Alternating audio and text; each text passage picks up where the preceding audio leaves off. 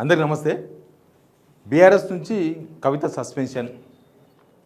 సరే, ఇదేమి సడన్గా జరిగిన కార్యక్రమం లాకేం కనిపిస్తలేదు. ఎందుకంటే ఒక 4 months టైం ఇచ్చిండ్రు.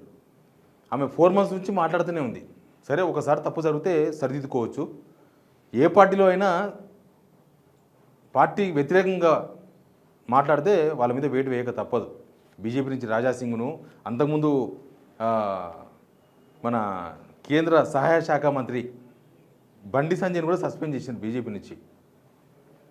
కాంగ్రెస్ నుంచి అయితే లెక్కనే లేదు. కాంగ్రెస్ నుంచి మాట్లాడితే వాళ్ళు వెంటనే వేసేస్తారు. టీడీపీ కూడా అంతే. ఏ పార్టీ అనేది, జనసేన కూడా అంతే. సస్పెండ్ చేయడం అనేది కామన్. కాకపోతే ఇక్కడ కేసీఆర్ బిడ్డ కాబట్టి బిడ్డ మీద కూడా వేటు వేస్తారా? సరే, అంతకుముందు రఘునందన్ సస్పెండ్ చేసి ఉండొచ్చు, అంతకుముందు ఇంకో ఎవరినో సస్పెండ్ చేసి ఉండొచ్చు బీఆర్ఎస్ పార్టీ నుంచి. కానీ సొంత బిడ్డను కూడా సస్పెండ్ చేస్తారా? సస్పెండ్ చేయరు అనే ధైర్యంతోనే బహుశా కవిత ఇన్ని రోజులు మాట్లాడుండొచ్చు. మిగతా వాళ్ళు సస్పెండ్ చేస్తారా అంటే పార్టీ కార్యకర్తలు, లీడర్లు, పార్టీ భవిష్యత్తు ఇంపార్టెంట్. కానీ ఇప్పుడు మన చెవిలో జొర్రిందనుకో, మన చెవ్వే మన జొర్రిగానే అని ముద్దు కూకుంటామా, తీసి ఖతం చేసేస్తాం దాన్ని. బహుశా అట్లే ఉండొచ్చు.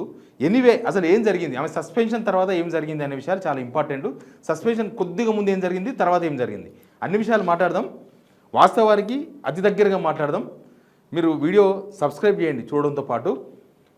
మేము ప్రతిదీ జనం యాంగిల్లోనే మాట్లాడతాం. మాకు ఏ పార్టీ అప్లికేషన్ కాదు. మీరు జనం యాంగిల్లోనే మాట్లాడతాం, మీకోసం మాట్లాడతాం, మీ సమస్యలు కూడా మాట్లాడతాం. త్వరలో వాట్సాప్ నెంబర్ కూడా ఇవ్వబోతున్నాం. మీ సమస్యలు దాన్ని కూడా చెప్పొచ్చు. కానీ మేమేమి డబ్బులు అడుగుతలేము, బస్ సబ్స్క్రైబ్ అడుగుతున్నాం. సబ్స్క్రైబ్ చేయండి. ఇక పోదాం, చర్చలో పోదాం. ఏమైంది, నిన్న కవిత హరీష్ రావు వాళ్ళపైన కామెంట్ చేయకముందు, చేసిన తర్వాత, చేయకముందు ఏంటంటే వేచి చూసే దూరంలో ఉండే బీఆర్ఎస్. అంటే చూద్దాం, మారుతుందేమో, చూద్దాం. ఏమన్నా జైలు నుంచి వచ్చిన తర్వాత ప్రెషర్లో ఉందేమో అని బహుశా అనుకున్నవచ్చు. అందుకే కొద్దిగా డిలే చేసారు. లేకపోతే మాట్లాడని ఎన్ని మాట్లాడుతుందో, కొన్ని తప్పులు శిశుపాలను తప్పులు లెక్క పెట్టాలి కదా. తప్పులు చెయ్యని చేసినాక చెయ్యాలని చెప్పి చేసిర్రేమో బహుశా.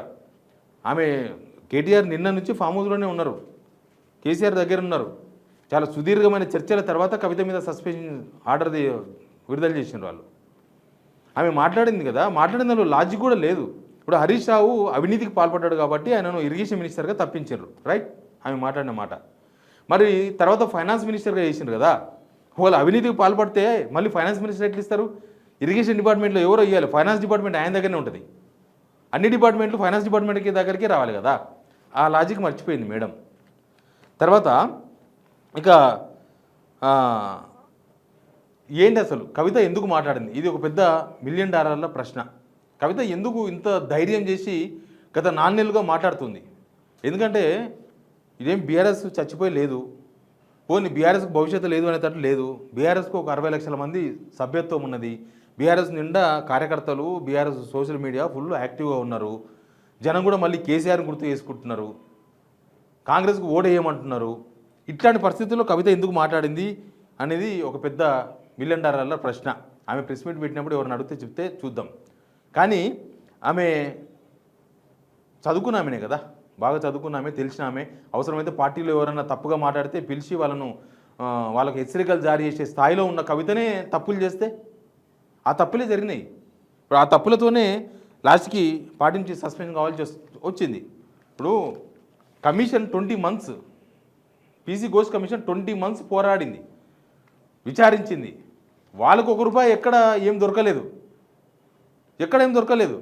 జస్ట్ పని పూర్తి కాకముందే కాంట్రాక్టర్కు డబ్బులు ఇచ్చిండ్రు అని 6,20,00,000 ఏమో రికవరీ చేయమన్నది, ముందే ఇచ్చిండ్రని. కానీ దీనిలో హరీష్ రావు తీసుకున్నట్టుగా, కేసీఆర్ తీసుకున్నట్టుగా ఎవ్వరు ఆధారాలు కూడా ఇవ్వాలి. గవర్నమెంట్ ఆధారాలు ఇవ్వాలి. మరి గవర్నమెంట్ దగ్గర లేని ఆధారాలు కవిత దగ్గర ఉన్నాయా? కవిత ఏ లెక్కన మాట్లాడినరు, ఎట్లా మాట్లాడినరు? ఒక పార్టీ ఎవరు చెప్పినట్టు నడవదు. ప్రజాస్వామ్యంలో పార్టీలు మనం చూస్తూనే ఉన్నాం కదా. పార్టీ ఫౌండర్ కూడా కాదు కదా మీరు, కవిత పార్టీ ఫౌండర్ కూడా కాదు. జస్ట్ కేసీఆర్ బిడ్డగా అవకాశం వచ్చింది ఆమెకి. ఉద్యమంలో చాలామంది పాల్గొన్నారు మహిళలు, మరి అందరికి రాలేదే అవకాశం. ఆమె కేసీఆర్ బిడ్డగానే గుర్తింపు. చాలామంది కార్యకర్తలకు రాలేదే అవకాశం. బీఆర్ఎస్లో లేరా కార్యకర్తలు? ఫస్ట్ 2001 నుంచి కష్టపడే కార్యకర్తలు చాలామంది ఉన్నారు. ఉద్యమం చేసిన వాళ్ళు ఉన్నారు, ఆస్తులు పోగొట్టుకున్న వాళ్ళు ఉన్నారు. మరి అట్లాంటి వాళ్ళకి రాని అవకాశం కవితకు వచ్చింది కదా. ఒకసారి ఎంపీ అయినరు, ఇంకొకసారి ఎమ్మెల్సీ అయినరు. జస్ట్ కేసీఆర్ బిడ్డనే గౌరవించడం అంతే కదా. కేసీఆర్ బిడ్డనే గౌరవించడం తప్ప కవితకు సోషల్ బేస్ ఏమైనా ఉందా? కేసీఆర్ స్టార్ట్ చేసిన తెలంగాణ ఉద్యమంలో ఆమె పార్టిసిపేట్ చేసింది, కానీ ఈమెనే స్వయంగా ఏం ఉద్యమం చేయలేదు. ఈమెకు సోషల్ బేస్ ఏం లేదు. కేసీఆర్ బిడ్డ అంతే. మీకు ప్రజాక్షేత్రంలో కేసీఆర్ ద్వారా మాత్రమే కవిత ప్రజల్లోకి వచ్చింది తప్ప కవితనే కేసీఆర్ నడిపించలేదు. కేసీఆర్ నడిపిస్తే చాలామంది వచ్చింది, తెలంగాణ మొత్తం నడిచింది కేసీఆర్ వెంట. కవిత ఒక్కరే నడవలే, కానీ కవితకు అవకాశం వచ్చింది, కానీ ఆమె నిలబెట్టుకోలేకపోయింది. అది కూడా కేటీఆర్ 5 సార్లు ఎమ్మెల్యే, హరీష్ రావు 7 సార్లు ఎమ్మెల్యే, కేసీఆర్ 14 సార్లు ఎమ్మెల్యే. సౌత్లోనే 14 సార్లు ఎమ్మెల్యే అయిన వాళ్ళు ఎవరు లేరు కేసీఆర్ తప్ప. మరి మీరు ఒకసారి పోటీ చేసి గెలిచినారు, మళ్ళీ పోటీ చేస్తే ఓడిపోయారు. మీరు మళ్ళీ పోటీ చేయడానికి ధైర్యం కూడా చేయలేదు ఎంపీ ఎలక్షన్స్లో 2024. మీకు ఎమ్మెల్సీ ఇచ్చారు, ఎమ్మెల్సీ కోసం ఎంతమంది, ఎంత పోటీ. మీరు ఎవరికైనా ఒకసారే ఒక కేసీఆర్ బిడ్డగా, కేసీఆర్ కొడుకుగా, కేసీఆర్ అల్లునుగా, లేకపోతే ఇంకోరు వారసులు వచ్చి ఎవరు వారసులు వచ్చినా ఒకసారి గెలిపిస్తారు జనం. తర్వాత నీ పనితనమే గెలిపిస్తుంది. నువ్వు పని చేయకపోతే నువ్వు వారసురాలుగా ఏమన్నా తీసి పక్కన పడేస్తారు జనం. ఇప్పుడు జనం మిమ్మల్ని యాక్సెప్ట్ చేయలే కదా. అక్కడ మీరు ఓడిపోయినప్పుడు, ఎంపీగా ఓడిపోయినప్పుడు ఎమ్మెల్యేలు అంతా గెలిచారు, బీఆర్ఎస్ ఎమ్మెల్యేలు. బట్ మీరు ఓడిపోయారు. మీ మీద తీవ్రమైన ఆరోపణలు, కే ట్యాక్స్ వసూలు చేస్తున్నారు నిజామాబాద్లో అని. కే ట్యాక్స్ అంటే కవిత ట్యాక్స్. మరి అవన్నీ మీరు మూట కట్టుకునేవే. ఇక్కడ పార్టీ బాగానే ఉన్నది, వాళ్ళు బాగానే ఉన్నారు, వీళ్ళు బాగానే ఉన్నారు, ప్రజలు బీఆర్ఎస్కే పట్టం కట్టినారు 2018లో. కానీ మీరు గ్రౌండ్ పాడు చేసుకున్నారు. ఇక్కడ ఈ గ్రౌండ్ పాడు చేసుకొని అనవసరమైన లిక్కర్ దందాల ద్వారా మీ ఫాదర్కు తలవంపులు తెచ్చారు. మీరు అన్నారు కదా సిబిఐ కేసు పెడితే నాకు చాలా బాధ అవుతుందని. ఆయనకు తలవంపులు తెచ్చింది మీరే, పార్టీ కార్యకర్తలు కాదు, పార్టీ నేతలు కాదు, మీ బ్రదర్ కాదు, మీ బావ కాదు, ఎవరు కాదు. మీరు స్వయంగా తలవంపులు తీసుకొచ్చి ఆయనను ముఖం ఎత్తుకోకుండా చేసారు కేసీఆర్ని. లేకపోతే ఆయనకున్న హిస్టరీ తెలంగాణలో ఎవరికైనా ఉందా?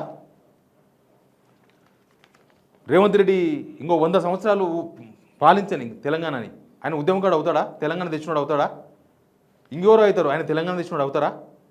కాదు కదా. కేసీఆర్కున్న వ్యవహారం ఇది. రాజకీయాల్లో ఓపిక కూడా చాలా అవసరం ఉంటుంది. మీరు ఎవరి మాటలు పట్టుకో ఎవరున్నారో ఎవరు లేరో తెలియదు, కానీ మీరు ఓపికతో ఉండాలి. చాలామంది అందరూ అవమానాల పాలయ్యి డక్కాముక్కీలు తిని రాజకీయ నాయకులు అయ్యిండ్రు. ఇప్పుడు కేసీఆర్ తినలేదా? రేవంత్ రెడ్డి తినలేదా డక్కాముక్కీలు? రేవంత్ రెడ్డి ఉత్తగానే ముఖ్యమంత్రి అయిందా? బండి సంజయ్ తినలేదా డక్కాముక్కీలు? కిషన్ రెడ్డి తినలేదా డక్కాముక్కీలు? కేటీఆర్ తినలేదా? హరీష్ రావు తినలేదా? పొలిటీషియన్స్గా తిన వాళ్ళు చంద్రబాబు నాయుడు తినలేదా? పవన్ కళ్యాణ్ తినలేదా డక్కాముక్కీలు? మరి మీరు మాత్రం డైరెక్ట్గా ముఖ్యమంత్రి అవుతారా? ఆ ఓపిక బహుశా ఆమెకు నశించింది అనిపించింది. వాస్తవాలను వదిలేసి నేను జైలుకు వచ్చినా కాబట్టి ముఖ్యమంత్రి అయిపోతాను కలలున్నారేమో మేడం. మీరు పోయింది లిక్కర్ దందా, గుర్తుపెట్టుకోండి. కేసీఆర్ జైలుకు పోయినా ఫరక్ పడదు, తెలంగాణ అంతా స్పందిస్తుంది. ఎందుకంటే ఆయన మీద ఉన్న పబ్లిక్ ఇష్యూ. అసలు మీరు ఇప్పటి వరకు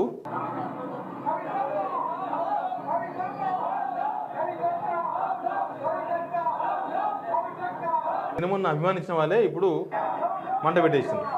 ఇది ఎక్కడ జరిగింది? సిద్దిపేట జిల్లా హుస్నాబాద్ కల్వకుంట్ల కవిత ఫ్లెక్సీని బీఆర్ఎస్లు దానం చేశారు. ఏమున్నది? అది ఒక్కటే, అక్కడ ఒక్క దగ్గర కాదు, ఇక్కడ చూడండి అన్ని పార్టీ ఆఫీసులు ఇగో ఫ్లెక్సీలు ఉడవిస్తున్నారు. ఇది ఎక్కడ? కోరుట్ల. మొత్తం అన్ని పార్టీ ఆఫీసులు ఎక్కడ ఉంటే ఆమె మొత్తం తీసేస్తున్నారు, కార్యకర్తలు మొత్తం బీకేస్తున్నారు. మేము ఒక పోల్ పెట్టినాం. ఓ పోల్ పెడితే విత్ ఇన్ 1 అవర్, జస్ట్ 1 అవర్లో 2834 మంది ఓట్లు వేసినారు. దానిలో 93 మంది బీఆర్ఎస్ నుంచి కవితను సస్పెండ్ చేయడానికి సరైనది అంటే అవును అంటున్నారు. 93% అవును అంటున్నారు. తర్వాత కవిత గారు నిన్న ప్రెస్ మీట్ పెట్టింది కదా, ఆమె పెట్టిన ట్వీట్లోనే, ఆమె సొంత ట్వీట్లోనే ఎట్లా రెస్పాండ్ అని చూసారు జనము. ఇంకో ఇట్లా రెస్పాండ్ అవుతున్నారు. ఏమంటున్నారు? రంజిత్ అంటే మీ మీద చాలా రెస్పెక్ట్ ఉండేది, ఇప్పుడు కూడా ఉంది. మీకు ఇష్టం లేకపోతే పార్టీ నుండి బయటకు వెళ్ళి మీ ఓన్ పార్టీ పెట్టేయండి. But please remember we are all with KCR. దాని అర్థమైంది, ఇది ద్రోహం, ఇక చాలు. ఎవరైనా దాసరి నవీన్ రెడ్డి శత్రువు చేతిలో పావుగా మారి నీ కుటుంబానికి కాదు తెలంగాణ కుటుంబానికి నీ తీర నష్టం చేస్తున్నావు. డైరెక్ట్గా రేవంత్ రెడ్డి కలిసిపోవచ్చు కదా. మిమ్మల్ని గౌరవించిన వాళ్ళు వీళ్ళంతా. మీరు వస్తుంటే కార్లు జరిపిన వాళ్ళు, మీరు వస్తుంటే సలాం కొట్టిన వాళ్ళు, మీరు ఏ పని చెప్తే ఆ పని చేసిన వాళ్ళు. పార్టీలో ఉంటే ఉండు, లేకపోతే డాష్. గోవర్ధన్ రెడ్డి నీకే ఉద్యమకారుడు హరీష్ రావు గురించి మీరు మాట్లాడడం భావ్యం కాదు. కేసీఆర్ గురించి తెలియకుండా క్యాబినెట్లో చర్చించకుండా ఏ ప్రాజెక్ట్ నిర్వహించలేదు. అటువంటిది నువ్వు హరీష్ రావు గారిని నిందలు వేయడం సరికాదు. మీరు చాలా పెద్ద తప్పు చేశారు కవితక్క. ఇక్కడ నుంచి ఇది మీ దగ్గర నుంచి ఆశించలేదు. జాదవ్ ఏమున్నా గందరగోళమే పెడుతున్నారు. పార్టీకి రాజీనామా చేసి వెళ్ళిపో, ఇవన్నీ నిన్న ప్రెస్ మీట్ పెడితే కింద గుడ్ బై పెట్టిన కామెంట్, ఒక్క కామెంట్ కూడా కవితకు పాజిటివ్ లేవు. మీరు కరెక్ట్ రూట్లో ఉన్నారు, కరెక్ట్ మాట్లాడుతున్నారు, మీరు చేసింది కరెక్టే అని. ఆమె ట్వీట్లోనే, సొంత ట్వీట్లోనే అట్లాంటి కామెంట్లు పెడితే ఇక ఎట్లుంటుంది? ఇప్పుడు కరెక్ట్గా ఒకవేళ కేసీఆర్ సస్పెండ్ చేయలేదనుకో, కూతురు కాబట్టి సస్పెండ్ చేయలేదు అనే సంకేతాలు స్టార్ట్ అవుతుండే. కూతురు కాబట్టి చేస్తలేదు, ఇక మిగతా వాళ్ళు అయితే చేస్తారు అని మళ్ళీ అహంకారం అవన్నీ బయటకు వచ్చేది. తర్వాత ఇక సస్పెన్షన్తోన ఈ ఎపిసోడ్ ముగిసింది. ఇప్పుడు ఇక్కడ ముగిసింది, బీఆర్ఎస్లో సస్పెన్షన్ ముగిసింది. ఆమె రేపటి నుంచి బయట ప్రెస్ మీట్లు పెట్టినా, ఇంకో ధర్నాలు చేసినా, ఏం చేసినా బీఆర్ఎస్కు ప్రత్యర్థే. ఇప్పుడు కాంగ్రెస్ లాగానో, బీజేపీ లాగానో, ఇంకో పార్టీ ఉండి ఇంకో పార్టీ లాగానో ఆమె కూడా ఒక ప్రత్యర్థి. అంతే తప్పితే ఆమె in part of BJP BRS కానే కాదు. అసలు ఇప్పటివరకు హిస్టరీలో గుర్తుపెట్టుకోండి, ఎత్తుగడ ఏదైనా సరే పార్టీని ఎదిరించి ఓ నాయకుడు నాయకురాలు చేయగలిగింది ఏమీ లేదు. నేను కొట్టుకున్న పాయింట్ ఇవన్నీ కూడా. పెద్ద పెద్ద పార్టీకి వెళ్ళి బయటకు వచ్చి చాలామంది ఏం చేయలేకపోయారు. జగన్ ఒకడు ముఖ్యమంత్రి అయ్యిండు, రాష్ట్ర విభజన జరిగి రకరకాల ఎపిసోడ్లు ఇవన్నీ కూడా చాలా వరకు అనిపించినాయి. తర్వాత ఇప్పుడు మీరు ఏం మాట్లాడినా ప్రత్యర్థి లాగానే విమర్శలాగానే చూడాల్సి ఉంటుంది జనమంతా కూడా. తర్వాత మీరు పార్టీలో ఉండి మాట్లాడితే దానికి చాలా వాల్యూ ఉండేది. ఇప్పుడు బయటికి పోయి మాట్లాడేదానికి చాలా తేడా ఉంటుంది. ఆమె కామెంట్స్కున్న విలువ 100 నుంచి 1కో 0కో పడిపోతుంది. చూద్దాం. ఇప్పటి వరకు ఆమె మాట్లాడితే ఒకలాగా ఉన్నది, ఇప్పటి నుంచి మాట్లాడేది ఇంకో రకంగా ఉండొచ్చు. Congress and BJP media, social media వాళ్ళకు పావుగా మారుతుంది బహుశా. ఇవి ఏం మాట్లాడినా వాళ్ళు హైలైట్ చేస్తూ ఉంటారు. బట్ జనం ఏం అర్థం చేసుకుంటారో మనం కూడా చూడాల్సిన అవసరం ఉంటుంది. Wait and see. Please subscribe Signal TV.